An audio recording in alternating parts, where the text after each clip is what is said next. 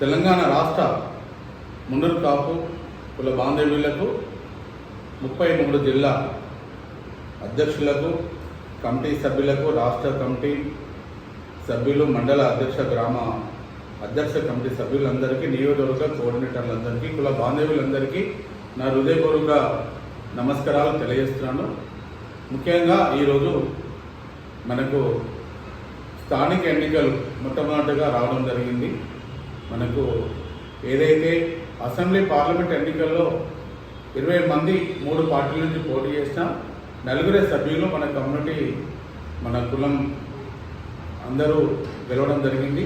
మరి ఈరోజు మనకు ఎమ్మెల్సీ ఎన్నికల్లో తీర్మార్ మల్లన్న, మనకు ఏదైతే నల్గొండ జిల్లా, వరంగల్ జిల్లా, ఖమ్మము ఉమ్మడి మరియు మన భద్రాద్రి కొత్తగూడెం జిల్లా, మహబూబాబాద్ జిల్లా, ఈ 5 జిల్లాల్లో మనకు ఎమ్మెల్సీ ఎన్నిక, స్థానిక ఎమ్మెల్సీ ఎన్నిక జరుగుతుంది.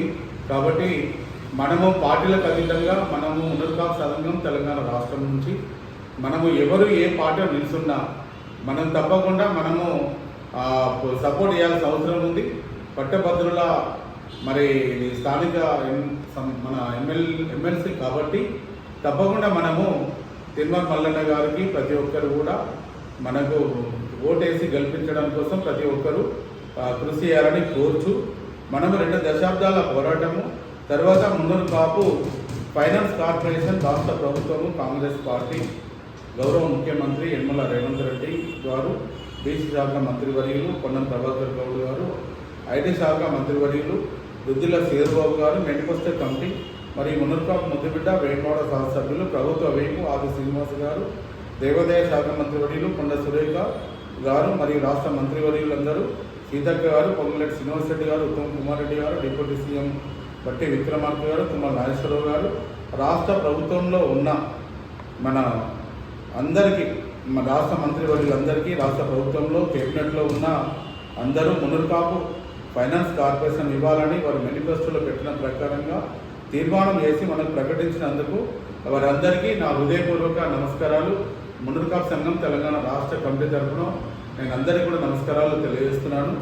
మరి మనము మున్నూరు కాపు పార్లమెంటు రిజల్ట్ తర్వాత మున్నూరు కాపు ఫైనాన్స్ కార్పొరేషన్ ప్రకటించినారు. కానీ మనకు ఫండ్స్ కానీ మరి కమిటీ కానీ మనం అడుగుతున్న 2 ఎకరాలు మరి 5 కోట్ల రూపాయలు, భవన నిర్మాణం, కోకాపేటలో 20 కోట్ల రూపాయలు మన న్యాయమైన డిమాండ్స్ మన ముఖ్యమంత్రి గారికి వెళ్ళి కలవడం జరిగింది. మరి పార్లమెంటు రిజల్ట్ తర్వాత మనం అడిగిన న్యాయమైన డిమాండ్స్ మనము ఇస్తారని మనం ఆశిస్తున్నాము. మరి ఏదైతే మనం ఈరోజు మన న్యాయమైన డిమాండ్స్ మనకు వచ్చే దశలో మనము రాష్ట్ర సంఘం రాజకీయ పార్టీలకు అతీతంగా 2 సంవత్సరాలు బ్యాలెన్స్గా వెళ్తున్నాము. అసెంబ్లీ ఎన్నికల్లో కానీ పార్లమెంట్ ఎన్నికల్లో కానీ మనం బ్యాలెన్స్గా మనం వెళ్ళినాము. ఎందుకంటే మనకు ఏ పార్టీ ముద్రపడ్డా కూడా మనము ముందుకు వెళ్ళలేము. మన న్యాయమైన డిమాండ్స్ మనము ఏదైతే సపరేట్గా కార్పొరేషన్ సాధించుకోలేము. కాబట్టి బ్యాలెన్స్గా ఈ సంఘాన్ని అందరి సహకారంతో బ్యాలెన్స్గా తీసుకువెళ్ళడం జరిగింది. మరి ఈరోజు మనకు ఏదైతే అసెంబ్లీ ఎన్నికల ముందు, ఇదివరకు మీకు తెలుసు, మనకు అసెంబ్లీ ఎన్నికల ముందు మనము ఒక చైతన్య యాత్ర 119 నియోజకవర్గాలు మనకు అన్ని జిల్లాల్లో కూడా గ్రామ మండల స్థాయిలో మన వాళ్ళందరినీ పిలిపించుకొని అక్కడ మీటింగ్ ఏర్పాటు చేసి అసెంబ్లీ పార్లమెంట్ ఎన్నికల్లో మనం ఎక్కువ స్థానాలు తీసుకొని మనం గెలిపించుకోవాలనుకున్నాము. చైతన్య యాత్ర మేము వేములవాడలో స్టార్ట్ చేసి మరి అక్కడ జగిత్యాల జిల్లాలో ధర్మపురిలో జగిత్యాల 2 రోజుల లోపలే మన కుల పెద్దలు, అప్పుడు అఫెస్ కౌన్సిల్ చైర్మన్ కానీ మన గౌరవ అధ్యక్షులు కానీ అప్పుడు అఫెస్ కౌన్సిల్ సభ్యులు మరి కన్వీనర్లు అందరూ కూడా నాకు ఫోన్ చేసి ఒక 4 రోజులు ఆపండి అన్న, 4 రోజుల తర్వాత మేమే అంతా దాన్ని మొత్తము ముందుకు వెళ్దాము అని చెప్పేసి వారు చెప్పినారు. కానీ 4 రోజుల తర్వాత వారు పర్మిషన్ ఇవ్వలేదు. తర్వాత మాత్రం ఒక జలవివాళ్ళు మీటింగ్ పెట్టినాము.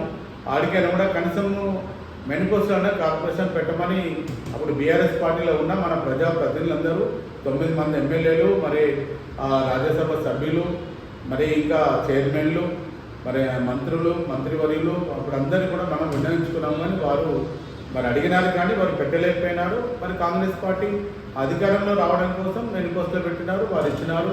మనము తప్పకుండా సపోర్ట్ చేశాము. వాళ్ళు గెలిచిన తర్వాత కూడా 100 రోజుల లోపల కార్పొరేషన్ మనకు ప్రకటించడం జరిగింది. మరి అప్పుడు ఏదైతే మనకు అసెంబ్లీ ఎన్నికల ముందు మున్నూరు కాపుల చైతన్య యాత్ర నేను 119 నియోజకవర్గాల్లో మన రాష్ట్ర కమిటీ కానీ జిల్లా మండల గ్రామ కమిటీ సభ్యులందరి సహకారంతో మనం చేసినట్టయితే సుమారు మన వాళ్ళు ఒక 15 మంది అన్నా గెలిచేవారు, 4గురికే పరిమితం అయినారు. మరి ఈరోజు స్థానిక ఎన్నికల్లో మనకు అసెంబ్లీ పార్లమెంటు ఎన్నికలు అయిపోయినాయి.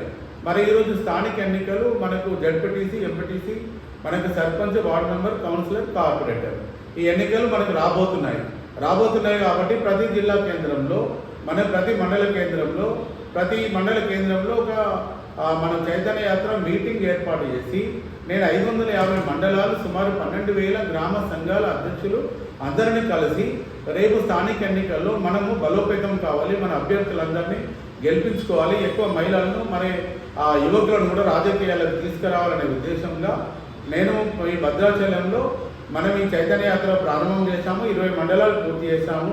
మరి 4 రోజుల యాత్ర పూర్తయింది. రోజుకి 5 మండలాలు చొప్పున.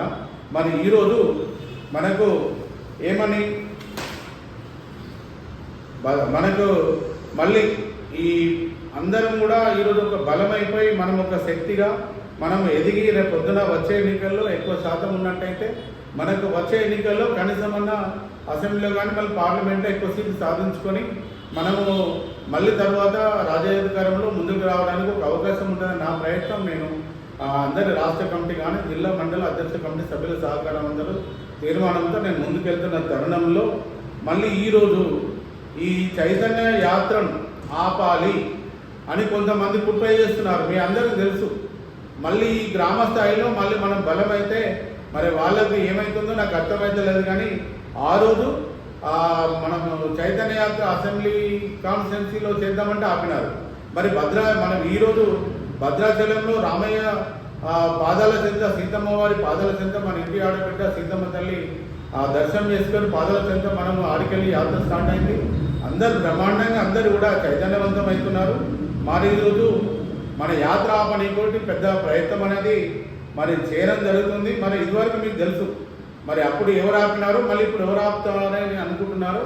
మరి నిన్న నాకు ఈరోజు అన్ని జిల్లా అధ్యక్షులందరూ, మండల అధ్యక్షులు కానీ, మరి కోఆర్డినేటర్లు కానీ, మిగతా రాష్ట్ర కమిటీ సభ్యులందరూ కూడా ఈరోజు మార్నింగ్ నుండి ఫోన్ చేసి అన్న మళ్ళీ ఏదో మీటింగ్ పెట్టిరట, మళ్ళీ ఏంటన్నా మళ్ళీ అని చెప్పి చెప్తున్నారు. మరి రాష్ట్ర అధ్యక్షులకు సంబంధం లేకుండా మరి పురుషోత్తములు గారు మరి వారు మీటింగ్ పెట్టడము, 33 జిల్లా అధ్యక్షులు, మరి కోఆర్డినేటర్లు, రాష్ట్ర కమిటీ సభ్యులందరూ కూడా మనం అందరము కాపు దావా చేసుకుందాం, కబుర్లు చెప్పుకుందాం, మనము నాగార్జున సాగర్లో మనము కబుర్లు చెప్పుకుందామని ఈరోజు స్థానిక ఎన్నికల్లో తీర్మార్ మల్లన్న అక్కడ ఒక్కడే ఎమ్మెల్సీగా పోటీ చేస్తుండ్రు.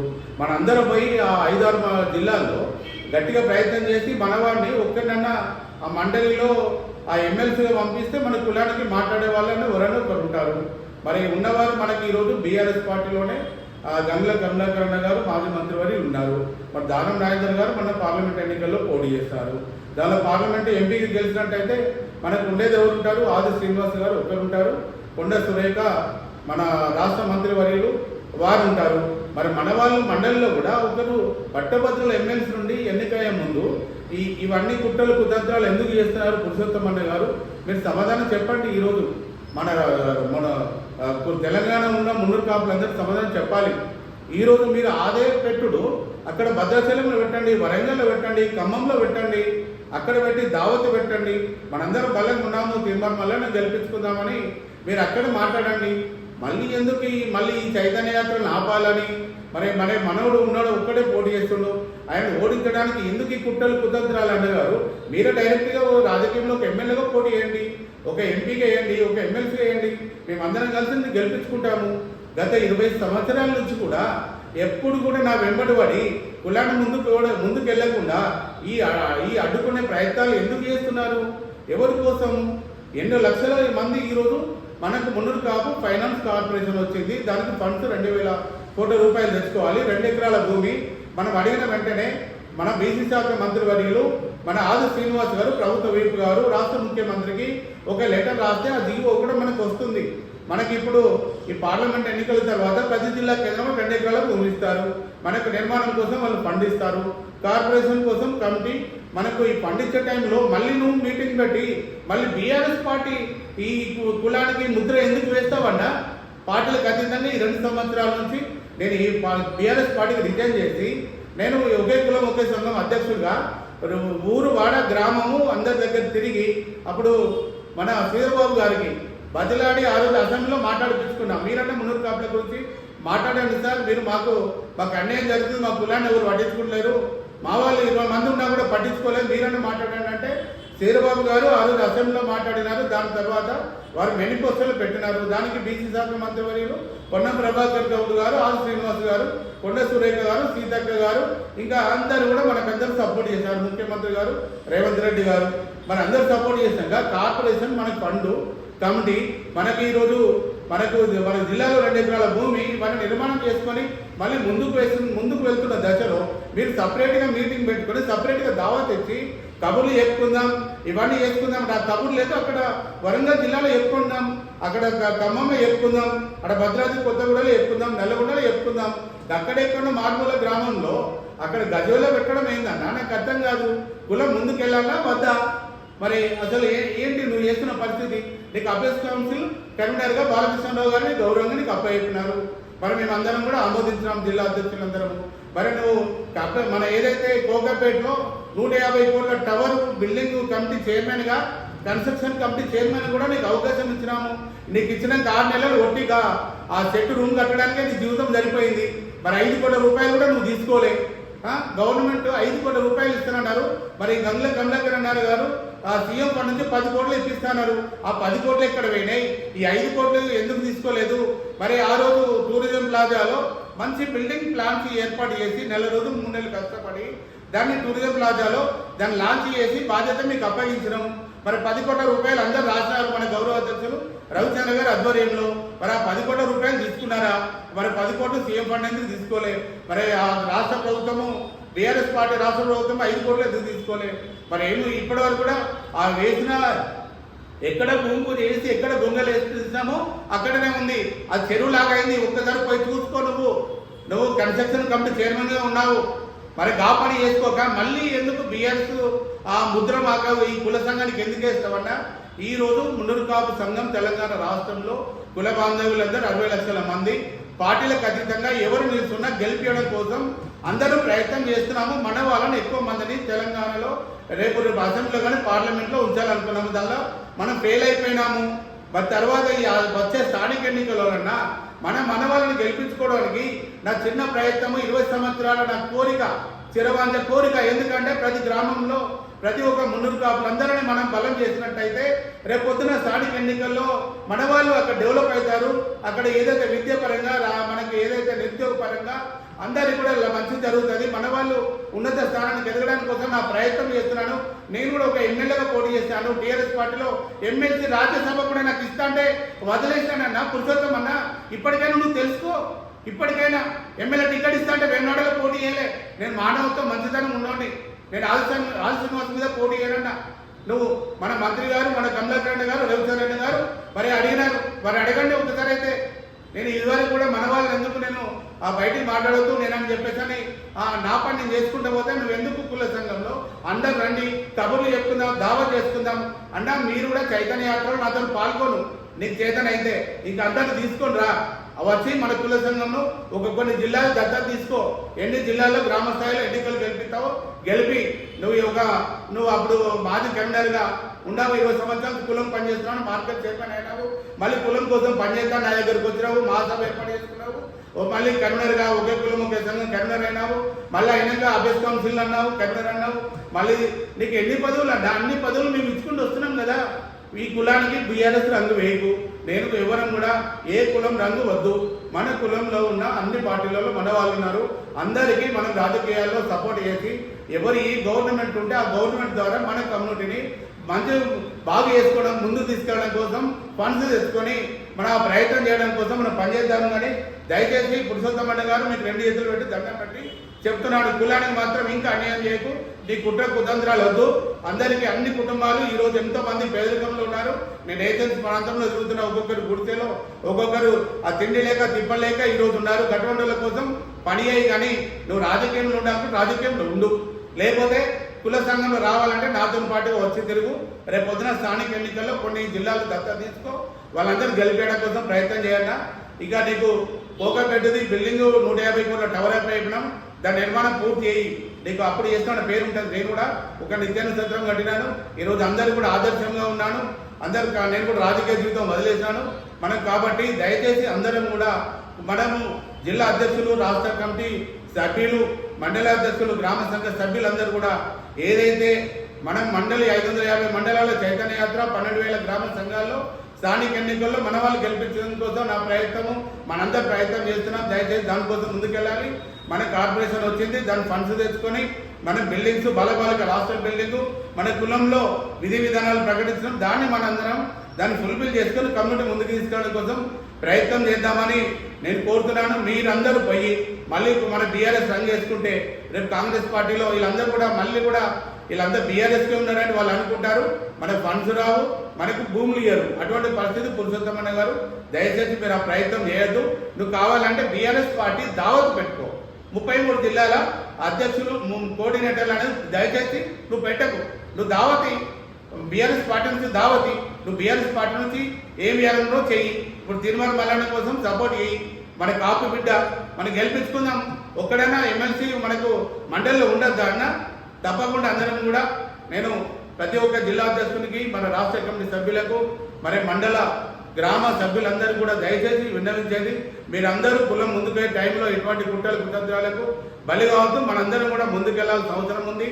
మనందరం కూడా చైతన్యవేత్తను విజయవంతం చేసుకుందాం. తీర్మాన్ మల్లన్న గారిని మన మండలికి పంపి వారిని మన మండలిలో మన మునురు కాపు కులం కోసం ఆ గొంతు కాబట్టి ఆయన మాట్లాడతాడు. మరి మనకు శ్రీనివాస్ గారికి సపోర్ట్ ఉంటాడు. మరి ఏదైతే మన కొండ సురేఖ గారికి వీళ్ళకి సపోర్ట్ ఉంటాడు కాబట్టి మన కమ్యూనిటీని అభివృద్ధి చేసుకునేందుకు ప్రయత్నం జరుగుతుంది. కాబట్టి అందరూ గమనించి మన మున్నూరు కాపు కులాన్ని ముందుకు తీసుకెళ్ళడం కోసం ప్రతి ఒక్కరూ కృషి చేయాలని కోరుతున్నాను. జై మున్నూరు కాపు, జై జై మున్నూరు కాపు.